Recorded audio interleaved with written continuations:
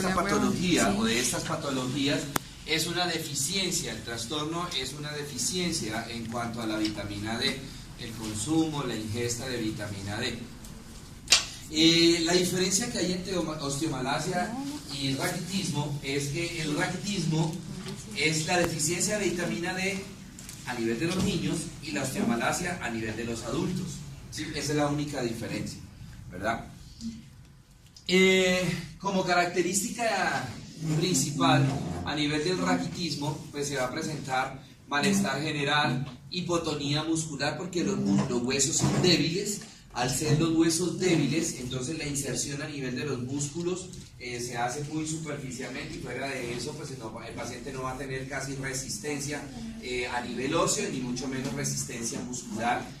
El niño va a tener retardo a nivel del desarrollo físico, ¿cierto?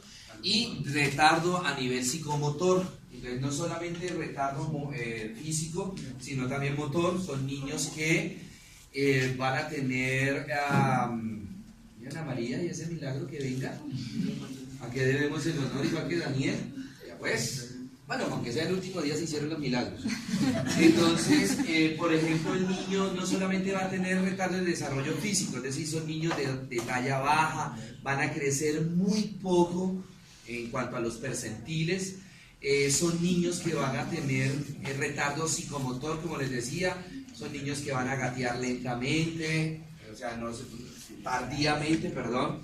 Se van a sentar tardíamente, que normalmente pues un niño para sentarse más o menos estamos hablando de que lo hace hacia los 6, 7, 8 meses. Estos niños pueden gastar el año y todavía no se sientan, ¿cierto?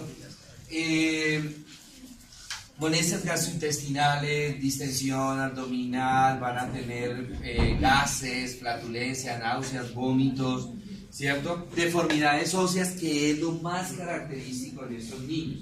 Debido como no hay vitamina D, recuérdense que para que haya depósito de calcio a nivel de los huesos se requiere la vitamina D. La vitamina D es el cofactor que deposita el calcio a nivel de los huesos. Si no hay vitamina D, pues va a haber bajo depósito de calcio a nivel de los huesos, y esto me va a generar entonces las deformidades óseas que va a presentar los niños.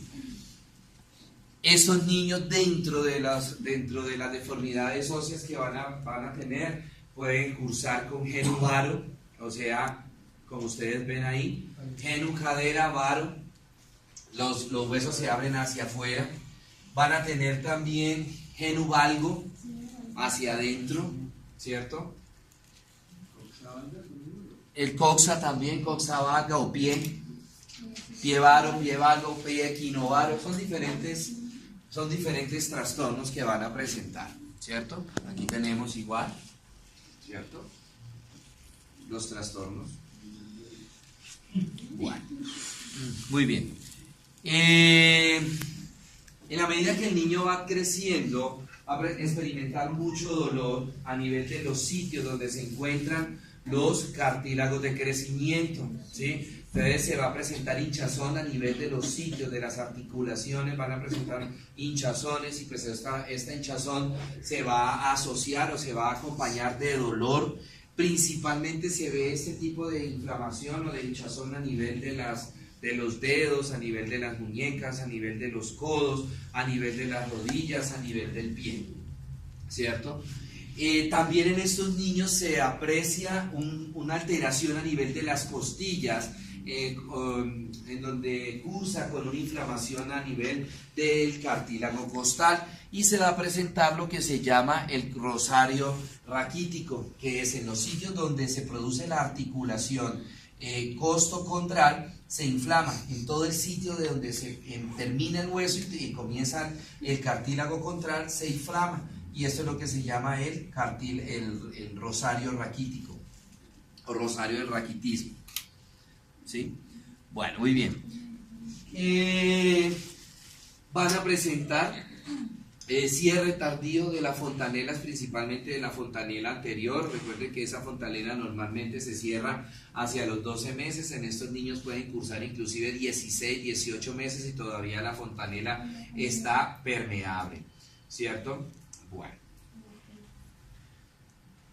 Aquí tenemos complicaciones, deformidades que van a presentar estos niños. Obviamente las deformidades se acompañan con trastorno motor, trastorno a nivel de la marcha, ¿sí? La osteomalacia, les decíamos que es el mismo raquitismo, pero a nivel de los adultos. Y en estos adultos, obviamente, cursan con osteopenia, ¿cierto?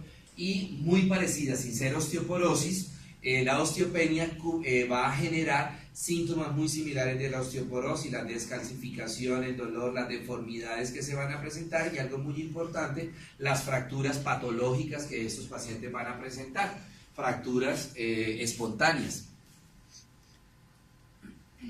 Entonces acá tenemos los trastornos que ellos van a presentar.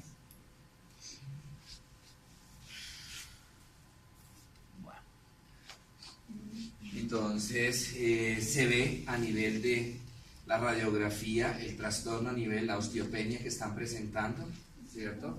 A nivel de las articulaciones, ¿verdad?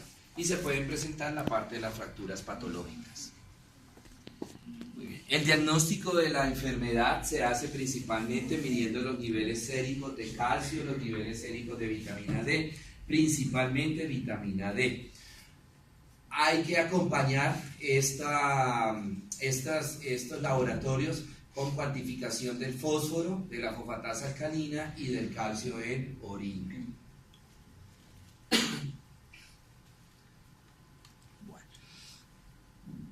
Otra patología que ya no tiene que ver con la parte de vitaminas es la gota reumática. Es un trastorno metabólico, igualmente parecido a la osteomalacia, el raquitismo, en donde la causa principal es un acúmulo de ácido úrico a nivel de las articulaciones, ¿cierto? El trastorno general en sí es un trastorno en el metabolismo de las purinas, en donde hay un trastorno de la conversión de xantinas a ácido úrico. En esos pacientes hay muchas xantinas y por lo tanto se van a convertir esas xantinas mucho en ácido úrico.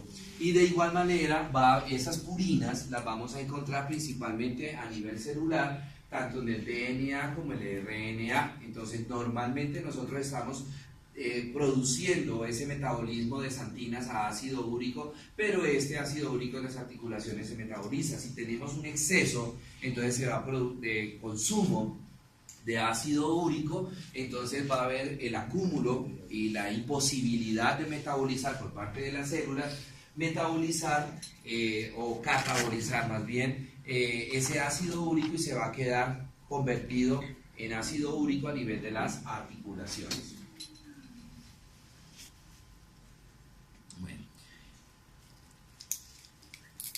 ¿Cuáles son los factores de riesgo? Uno de los factores de riesgo es la obesidad, el consumo excesivo de alcohol. Recuerden, especialmente de cerveza y vino, recuerden que estos licores tienen grandes cantidades de purinas dentro de su proceso de elaboración, tienen grandes cantidades de purinas, que esas purinas son las que se me van a convertir en ácido úrico. La hipertensión arterial, las dietas ricas en carnes o mariscos, especialmente las carnes rojas, ¿cierto? Y algunos medicamentos como diuréticos, por lo general los diuréticos tipo ASA, los diuréticos tiacídicos, los diuréticos inhibidores de la anhidrasa carbónica, son medicamentos que favorecen la retención del ácido úrico, ¿sí? Bueno, muy bien. ¿Qué es lo que está ocurriendo? Entonces, estos cristales de ácido úrico a nivel de las articulaciones me van a generar una respuesta inflamatoria, donde primero va a atacar esos cristales de ácido úrico, va a ser a nivel de la membrana sinovial de las articulaciones, ¿cierto? Entonces se va a presentar inicialmente una sinovitis, la inflamación, va a haber migración celular, principalmente migración de linfocitos. Posteriormente, si persiste el ataque, entonces la característica del ataque es que es periodos de recrudescencia y luego vienen periodos de latencia. Es decir, va a haber unos periodos en donde hay ataque y luego desaparece o va disminuyendo la clínica del paciente, y posteriormente dura un periodo del paciente asintomático y vuelve a aparecer la recrudescencia del cuadro. Luego de que se ha producido el ataque a nivel de la membrana, entonces viene el ataque hacia estructuras vecinas, principalmente hacia cartílagos y hacia tendones. El ataque de la membrana persiste y luego, como les decía, el ataque a cartílagos y a tendones, produciendo un degeneramiento a nivel de la cápsula articular, produciendo un degeneramiento a nivel del cartílago articular y produciendo un degeneramiento a nivel del tendón, de los músculos que se están insertando en esa articulación, lo que me va a generar la tenosinovitis en estos pacientes, que es el principal síntoma, el dolor a nivel de las articulaciones debido a la tenosinovitis. Bueno, ok. La enfermedad cursa por varias fases. La primera fase es la fase asintomática. El paciente no sabe que tiene acúmulos de ácido úrico o que tiene los niveles de ácido úricos elevados. Todavía aquí el paciente no presenta síntomas. En la fase 2 es cuando empiezan los síntomas de la enfermedad. La enfermedad comienza, por lo general, el ataque inicial es a nivel del primer dedo, del dedo alus, del pie, puede ser derecho, puede ser izquierdo. En la mayoría de los casos afecta principalmente el pie derecho, y esto es lo que se llama podagra, cuando afecta el dedo gordo del pie, puede ser izquierdo o hay derecho. Ahí el dedo en la articulación se va a tornar eritematosa, va a haber rubor, calor, eritema, dolor a la palpación. En la mayoría de los casos, el ataque desaparece espontáneamente y luego viene la tercera fase de la enfermedad, cuando ya deja de aparecer el podagra y la enfermedad se hace multiarticular, es decir, o poliarticular, va a atacar varias articulaciones. ¿Cuáles articulaciones? A nivel de rodilla, a nivel de muñeca, las interfalángicas principalmente. En este momento, cuando ya el ataque se hace poliarticular, entonces ya estamos en la fase 3, en donde ya el dolor es más constante, ya no hay recrudescencia de la clínica del paciente, ya no hay recrudescencia de los síntomas, y es cuando por lo general el paciente consulta, se manda a hacer el examen de sangre, los niveles de ácido úrico en sangre, y aparece la hiperuricemia. Luego viene la fase 4 de la enfermedad, es cuando aparecen complicaciones de la enfermedad. Una de las complicaciones de la enfermedad son depósitos de tejido conjuntivo a nivel del pabellón auricular o encima de las articulaciones, y esto me produce, o esto se llaman tofos. Entonces aquí el paciente empieza a aparecerle en el lóbulo de la oreja como unas bolitas que son blanditas como de goma. Esos son los llamados tofos, o a nivel de las articulaciones, y esos tofos en las articulaciones empiezan a generar la deformidad de las articulaciones, y es cuando hablamos que ya el paciente se encuentra en la fase crónica de la enfermedad.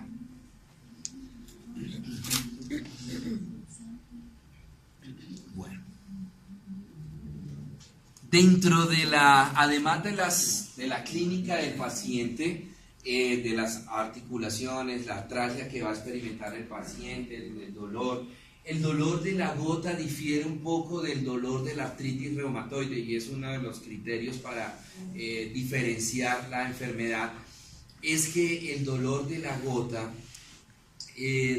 reumática es un dolor vespertino, es decir, el paciente se levanta con el dolor, ¿cierto? Mientras que en la artritis el dolor es matutino, matutino al principio, matutino, es decir, el paciente con gota se levanta con el dolor, hay tumefacción en las articulaciones, ¿sí?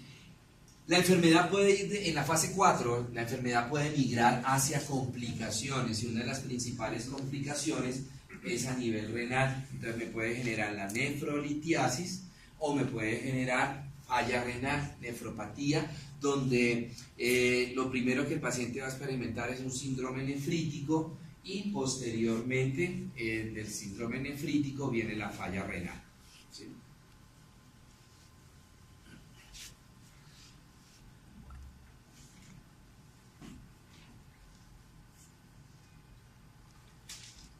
Aquí tenemos la podagra.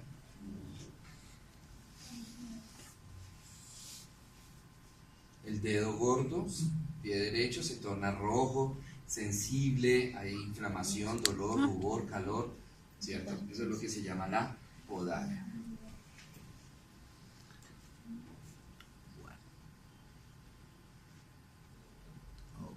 Aquí tenemos los tofos, ¿sí? Pero también esas bolitas pueden aparecer acá. Uno lo ve más frecuentemente es acá, empiezan a aparecer acá, en el lóbulo de la oreja, y posteriormente se empiezan a aparecer a nivel de las articulaciones, y cuando empiezan a aparecer en las articulaciones, varias cosas. Primero, me deforman la articulación. Segundo, se aumenta el dolor, ¿sí? Porque está comprometiendo el tendón, ¿sí? Tendón que ya venía afectado, que les decía que había una tenosinovitis.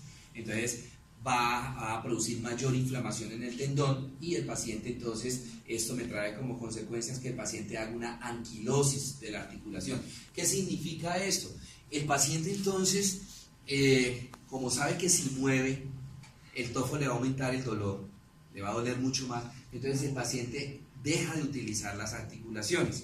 Al dejar de utilizar las articulaciones se anquilosan, por así decirlo, se engarrotan, y eso es una anquilosis. El paciente, por dejar de mover una articulación, la articulación se anquilosa, se fija, se ancla, y cuando ya el paciente lo vuelve a utilizar, va a presentar mucho dolor. Esa anquilosis, entre comillas, fisiológica, por ejemplo, cuando a una persona le ponen un yeso, ¿sí? Si a mí me colocan un yeso acá por encima del codo, pues yo no, y estoy así todo el tiempo, 20 días, un mes, pues la articulación se me anquilosa. Por eso cuando empiezan las terapias son tan dolorosas, porque la articulación estaba anquilosada. En estos pacientes la anquilosis es más como, hay anquilosis patológica y hay una anquilosis fisiológica, que es cuando el paciente deja de utilizarla porque le duele, ¿sí? Si usted sabe, por ejemplo, cuando nos pegamos un rasponazo en la rodilla, usted sabe que al flexionar bien la rodilla le duele. Entonces, ¿qué pasa? Que usted camina, pero no flexiona la rodilla. Eso es una anquilosis fisiológica, ¿sí? En donde el paciente, para mitigar, para disminuir el dolor, deja de utilizar la articulación. Mientras, ¿cierto? Mientras que en la patológica hay una enfermedad de base, en este caso la gota, que va afectando los cartílagos, la cápsula articular, y por destrucción de los cartílagos empieza a anquilosarse la articulación, ¿sí? Una de las complicaciones de la fiebre reumática, de la gota reumática, una de las complicaciones es la artrosis. Entonces, por destrucción de los cartílagos, por el ácido úrico, entonces se va perdiendo el cartílago articular, y llega un momento en que ya se están afrontando, por así decirlo, las dos superficies óseas, y empieza el desgaste de los huesos y viene la artrosis, ¿sí? Bueno. Ok. Madre. Entonces aquí tenemos varias deformidades ocasionadas por los tofos, ¿cierto? ¿No se puede operar, profe? No. ¿Cierto? Aquí ya fíjese que hay deformidad, pero no hay tofo. Ya es una deformidad por la enfermedad, no por el tofo, ¿verdad? Mire aquí la artrosis que hay, mire la artrosis que hay acá. Hay aplastamiento, hay contacto directo de las superficies óseas, ¿sí? Bueno. En estos pacientes, entonces les decía que una de las complicaciones es la nefropatía, que se va a manifestar con albuminuria, isostenuria. Estos pacientes presentan polaquiuria, una disminución del volumen de orina, pero con aumento de la frecuencia. La orina de esos pacientes se torna bastante concentrada, es muy amarilla y turbia, pero no turbia por bacterias, sino turbia porque no se están filtrando correctamente los desechos, especialmente lo que es la albúmina, las proteínas, especialmente la albúmina, la creatinina, los azoados, todo eso, ¿cierto? En algunas ocasiones pueden aparecer la nefropatía, o sea, la nefrolitiasis, la calcificación de esos cristales de ácido úrico, y me aparecen los cálculos. En algunas ocasiones se puede fibrosar el riñón, ¿cierto? Entonces da la sensación como si se estuviera calcificando el riñón, ¿verdad? Ay, carajo.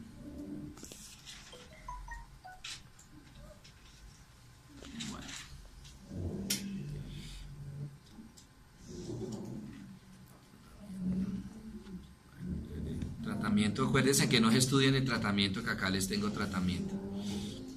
Bueno, pasemos a otra patología.